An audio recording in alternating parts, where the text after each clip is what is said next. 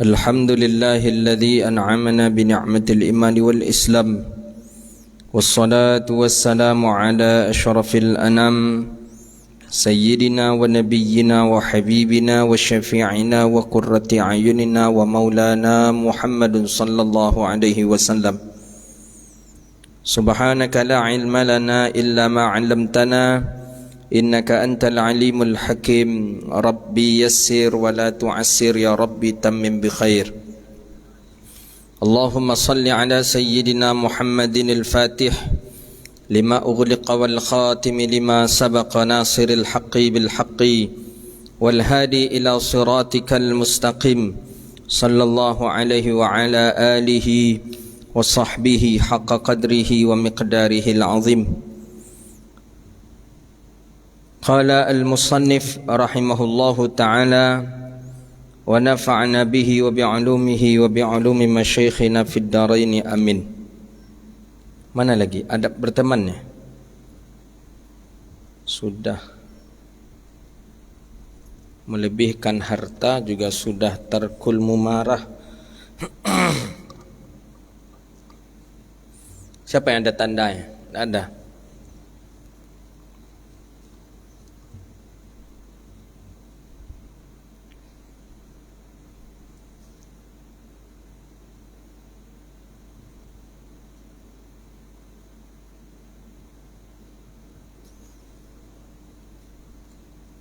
Ada, siapa yang ada catatannya?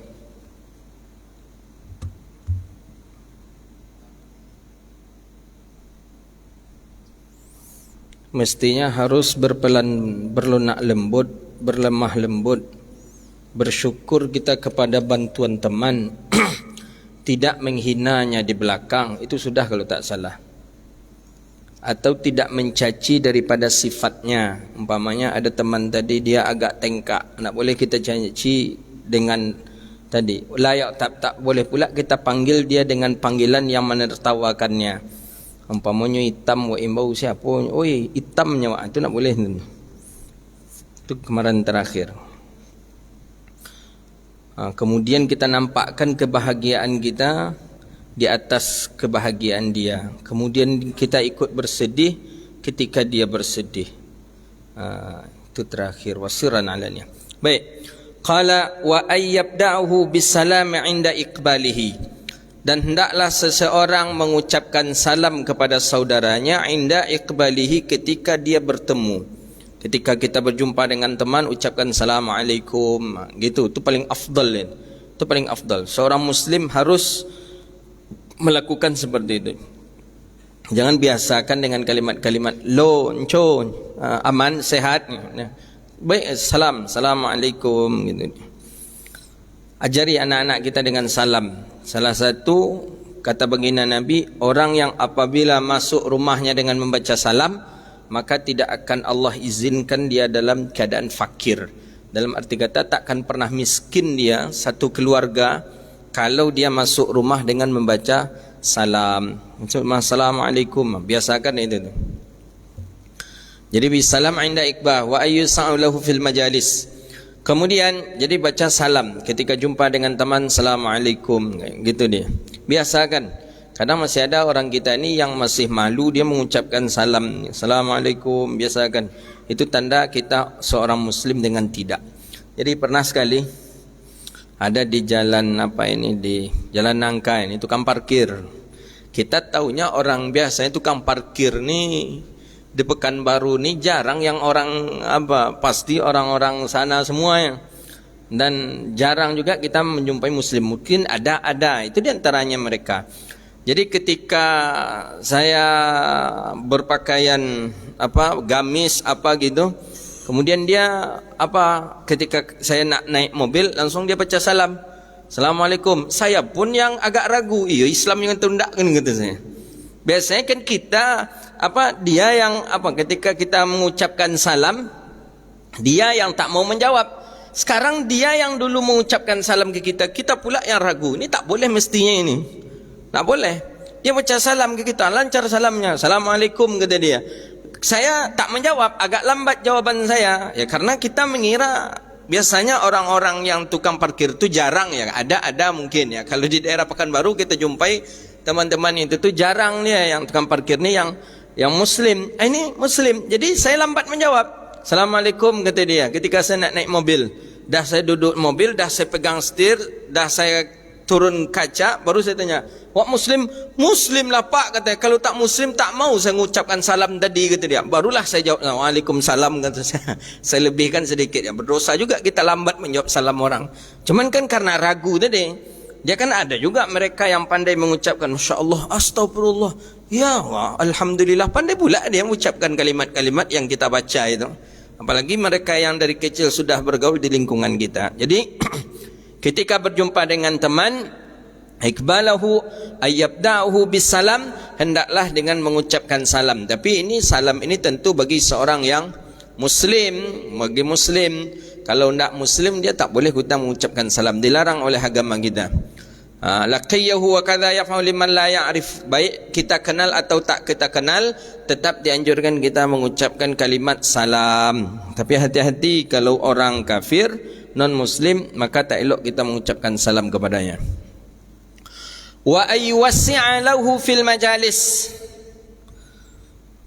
dan hendaklah seseorang yuwasi' lahu, melapangkan ia orang lahu baginya teman, fil majalis, dalam tempat duduk.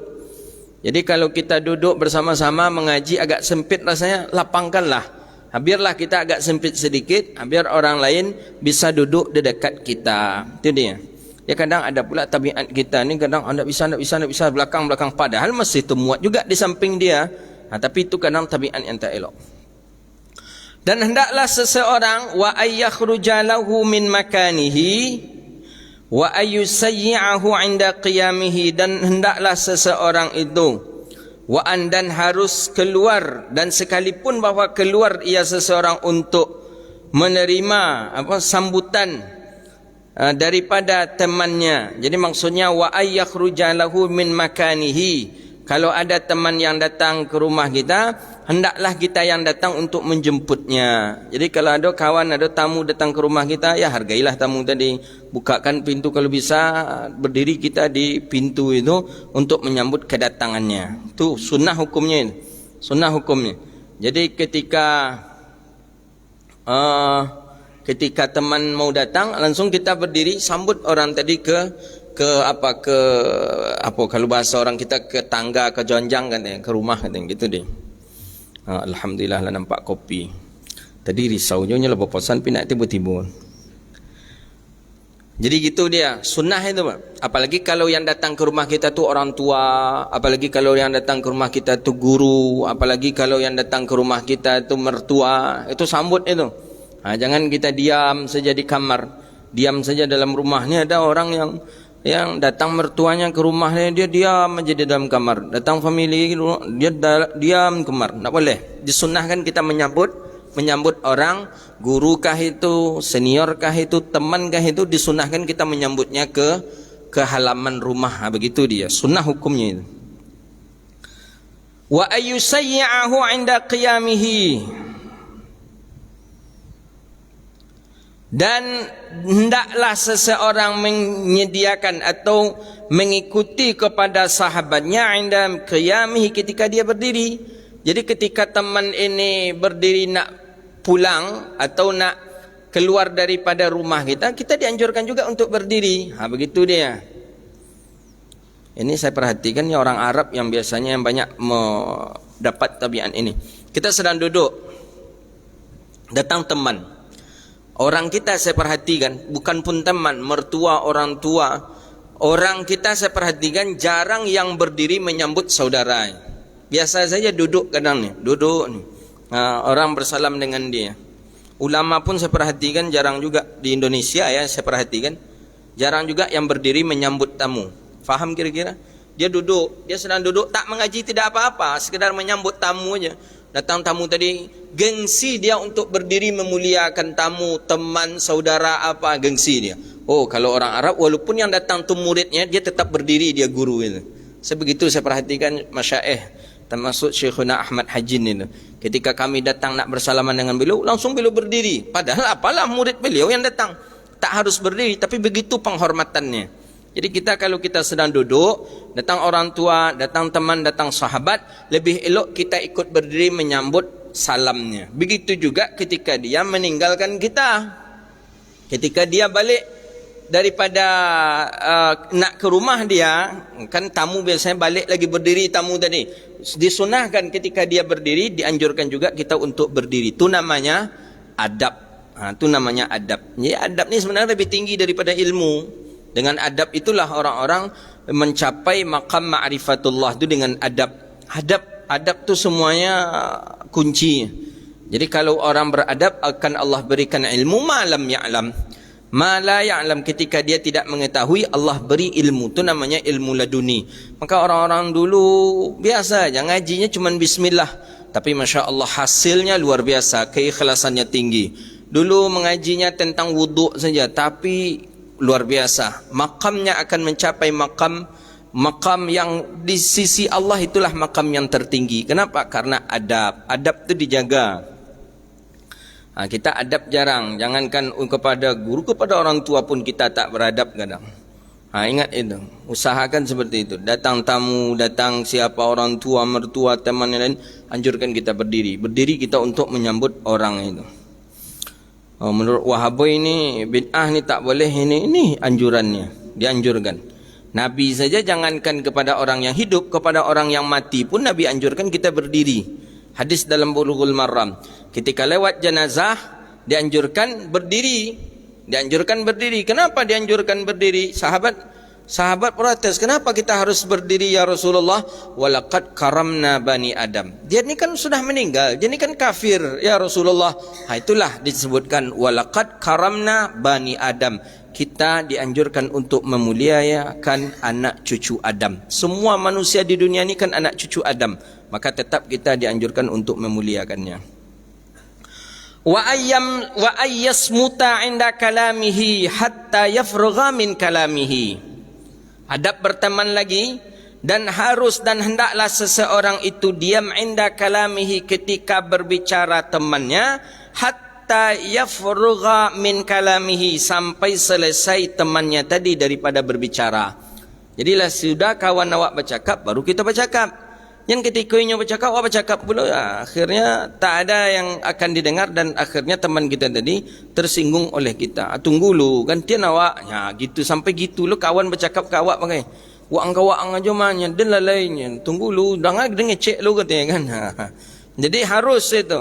Jadi kawan dulu, setelah kawan cakap awak pula lay. Dengar kawan tadi, awak pula lay. Gitu. Kau ndak ada kawan gini nak cakap inyo tarui aja di dangan.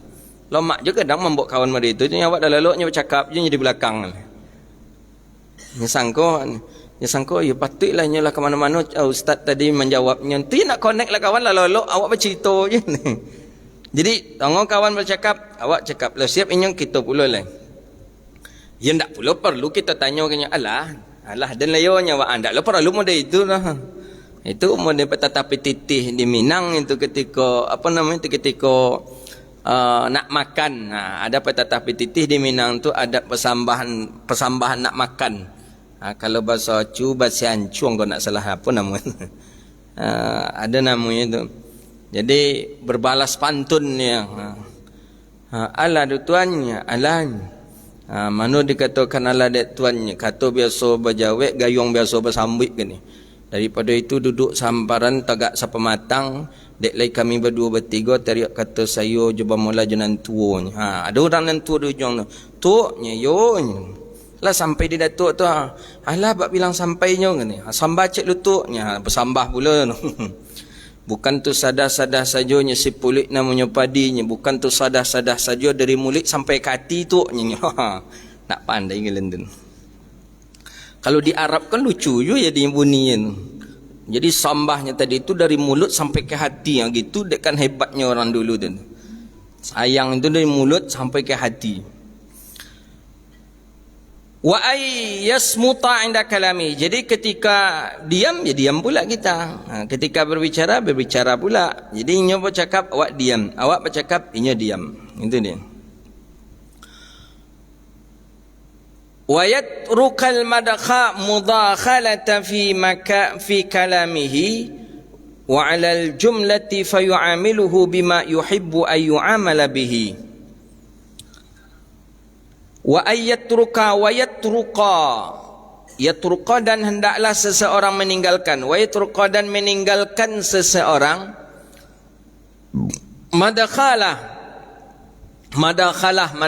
ni mudakhalah ni saling memasuki dalam pembicaraannya. Jadi kawan bercakap, awak jangan bercakap pula, santai aja. Wa 'alal jumlati dan bersamaan wa yu'amiluhu bima yuhibbu ay yu'amala bihi, dan hendaklah seseorang dan hendaklah meninggalkan saling memasuki dalam pembicaraan. Ketika kau bercakap, jangan awak bercakap pula. Dan secara jumlah maksudnya setiap saat kita harus kita bercakap, inyo bercakap, awak bercakap, inyo bercakap, awak bercakap. Tak boleh. Maka harus berkekalan muamalah, harus bermuamalah. Muamalah ini saling berbalas. Bima yuhibbu ayu amala bihi. Kalau bisa dululah aku bercakap, sudah tuan boleh, angkulah dulu, sudah tu awak lagi. Bermuamalah namanya. Muamalah ni kan saling ada hubungan, tu namanya muamalah, tajammul.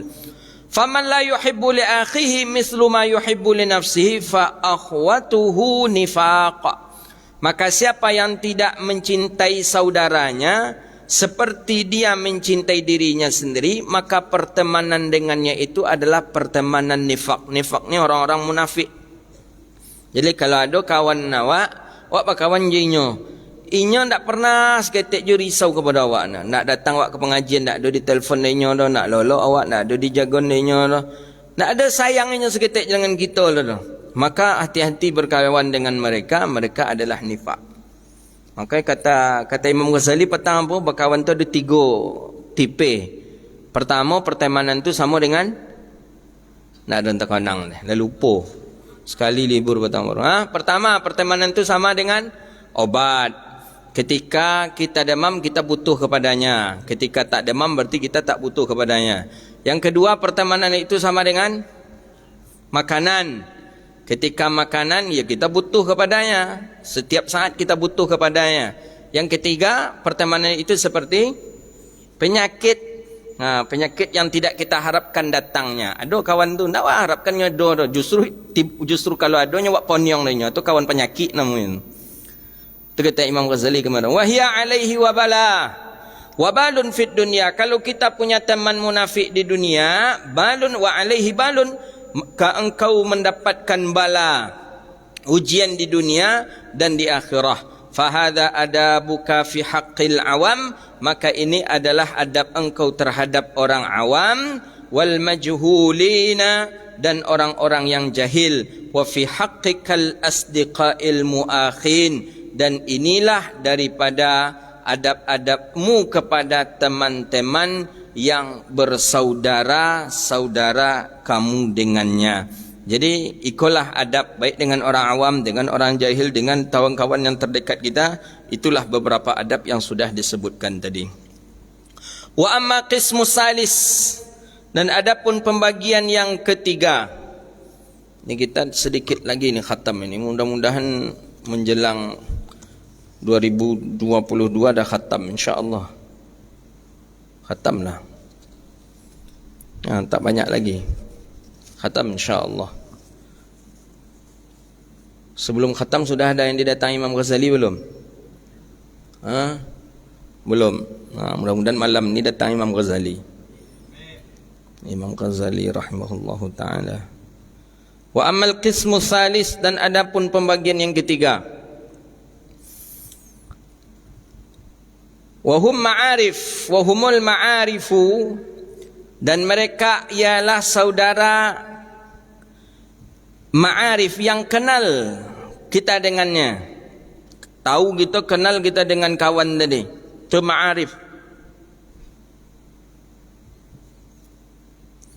Fahdhar minhum fa innaka la tara la tajid asyarrun illa mimman ta'rifuhu. Apa maksudnya ini? Wahum ma'arif. Ma'arif yang kenal. Ada di dalam kitab kalian la ma'arif? Ada la di sana? Ini di dalam syarah disebutkan ghairil asdiqa. Oh, kawan yang baru kita kenal. Awak baru kawan, baru kenal je nyo. Cuman ini ndak asdiqa. Asdiqa tu bukan kawan lama. Kita baru kenal saja dengan dia baru. Baru saja dalam pengajian atau mungkin sama-sama baru masuk kuliah, kemudian di apa? Ospek apa itu? Ya betul ospek namanya itu. Yang pekan apa itu? Yang mahasiswa-mahasiswa baru masuk tu. Awak baru kenal dengan dia. Maka bagaimana akhlak kita kepada mereka? Nah, ini disebutkan oleh Imam Al-Ghazali, fahdhar minhum. Maka hati-hatilah daripada mereka. Fa innaka, maka sesungguhnya engkau la tara syarra illa mimman ta'rifuhu, tidak akan engkau lihat akan kejahatannya melainkan mimman ta'rifuhu, daripada orang-orang yang mengenal ia akannya. Jadi awak baru kenal jenyo baru. Nak nampak dah awak buruknya kawan tadi tu. Hati-hati dulu kata Imam Ghazali, jangan capek percaya jenyo. Kita kenal dengan dia itu illa mimman ta'rifuh, kecuali setelah kita kenal dengan orang yang kenal dengan dia. Cuba tengok kawan ni le aman-aman aja. Aman berarti anak ni aman ni. Begitu dia. Amma sadiqu fayu'inuk, kalau teman yang lama, sahabat awak yang lama itu tahu awak. Tahu kita si fulan modeko, si fulan modeko, tahu kita. Tapi kalau yang kita tak kenal ini, itu yang perlu berhati-hati kata Imam Al-Ghazali rahimahullahu taala. Kami pernah kejadian di Mesir. Ternyata dia pencuri rupanya. Bagus sekali akhlaknya. Awalnya bagus sekali. Saya dari awal memang saya tidak tipenya orang yang cepat berteman dengan orang. Saya memang lama berteman. Makanya jarang orang yang kuat berteman dengan saya. Sekali ya lunjul, dua kali ya lunjul, tiga kali ya lunjul. Susah berteman. Susah sekali. Jadi ada teman saya ni, mudah dia berteman dengan orang Mesir. Dengan orang Mesir. Berteman sampai ikut pengajian syekh, ada juga dia. Ikut kemana-mana, ikut sampai malam pulang teman saya ini dengan dia juga. Sampai dipuji-puji, bagus begini-begini. Sampai kami tak boleh sebenarnya, kami mahasiswa Indonesia itu membawa orang-orang luar untuk tidur di rumah, tak boleh. Itu kesepakatan seluruh rumah-rumah kami mahasiswa Indonesia lah. Itu tak boleh orang luar tidur di rumah kami. Orang Mesir, orang mana saja tak boleh. Itu aturan kami buat itu seluruh mahasiswa Indonesia. Dulu ya, kalau sekarang tak tahu. Jadi karena saking akrabnya, ya boleh sekedar bertamu saja, tapi tidur tak boleh. Akhirnya teman saya ni membawa dia tidur di rumah itu. Sudah pengajian ikut dia, sama-sama ikut pengajian. Saking bagusnya akhlaknya, dia bayarkan ongkos.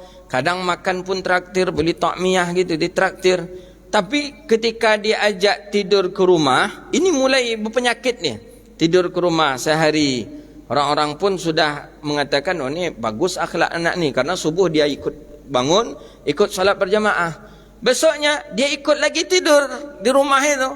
Ikut lagi tidur, masih biasa. Kali yang ketiga tidur, hilang semua laptop teman-teman itu. Berapa kamar? 3 kamar itu, hilang laptopnya. Laptop si fulan hilang, laptop si fulan hilang, laptop si fulan hilang. Jadi dia sudah tahu, dia pelajari selama ini. Dia pelajari selama ini, kemudian dia ambil, kemudian dia simpan dulu. Kemudian orang nak berangkat subuh, dia pun mengatakan, biarlah saya saja nanti yang ngunci pintu, kata dia.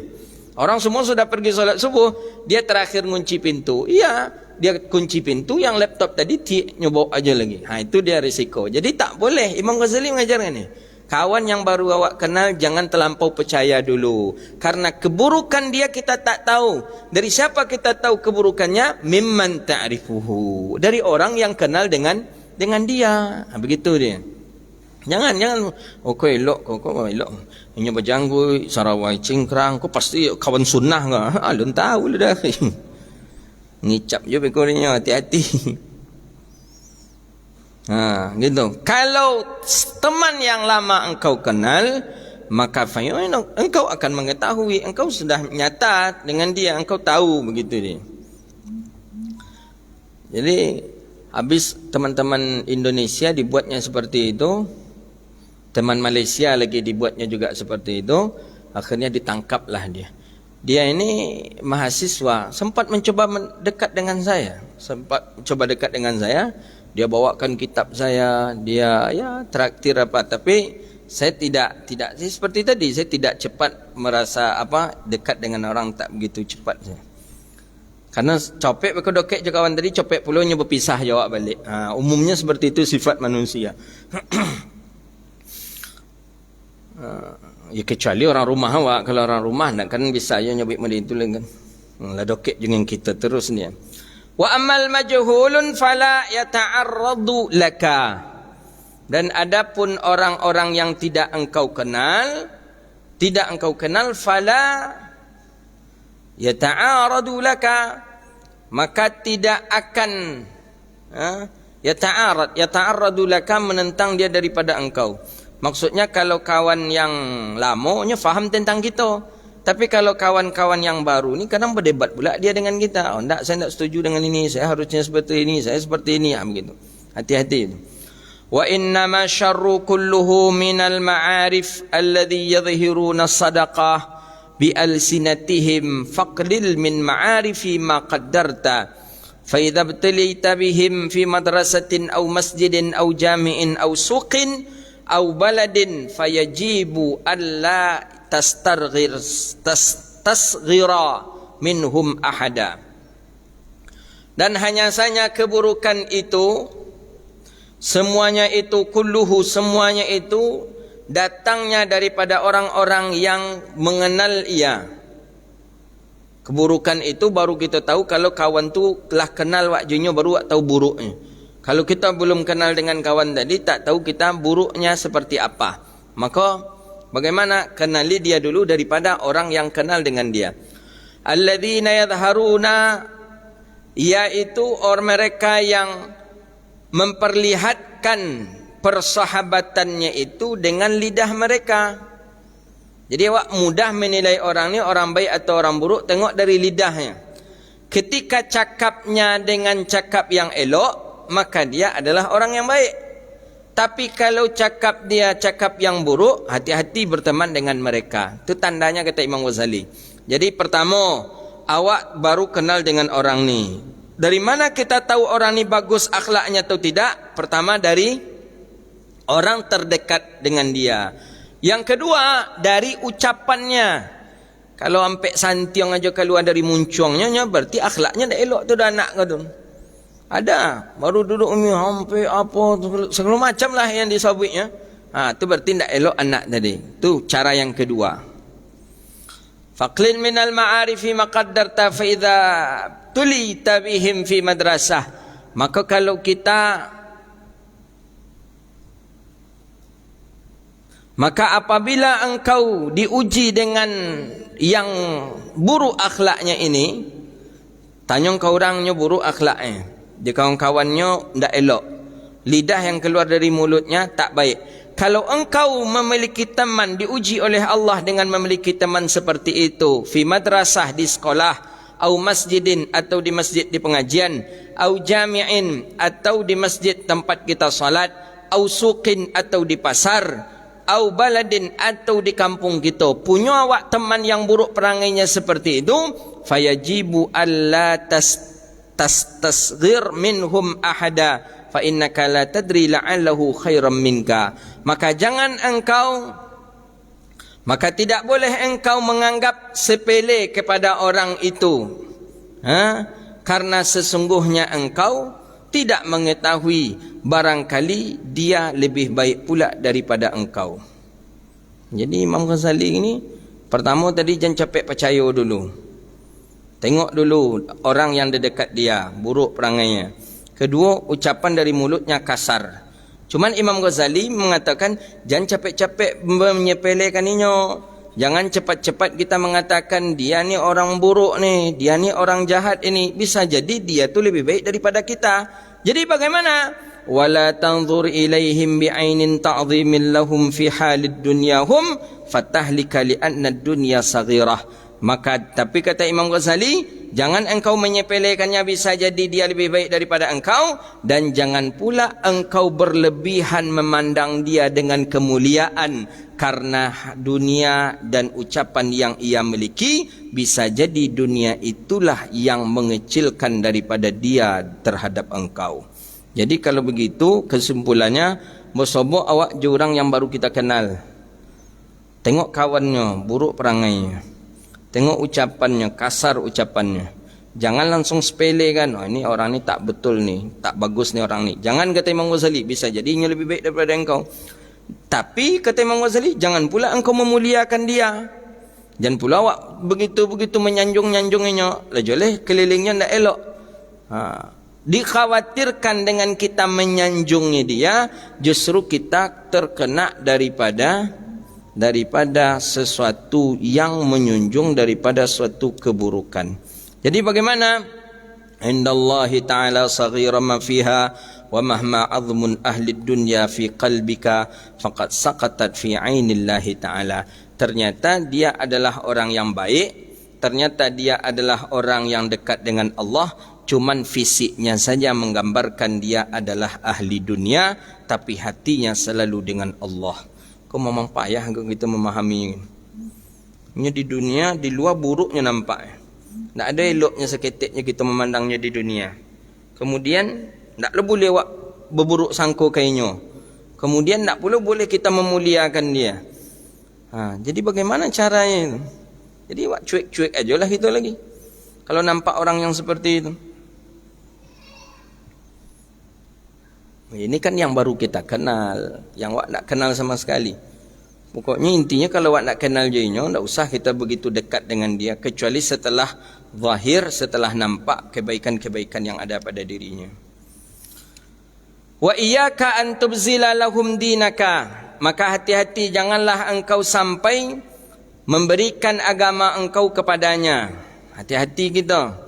Dia awak beko terlampau menyepelekan inya, rupanya inya lebih hebat daripada kita. Atau ketika awak menyanjung-nyanjunginya, rupanya inya lebih jelek daripada kita. Jangan, biasa-biasa saja. Maka jangan sampai tergantikan pula oleh kita agama kita kepadanya. Kenapa? Karena kita sudah terlalu kagum dengan dia.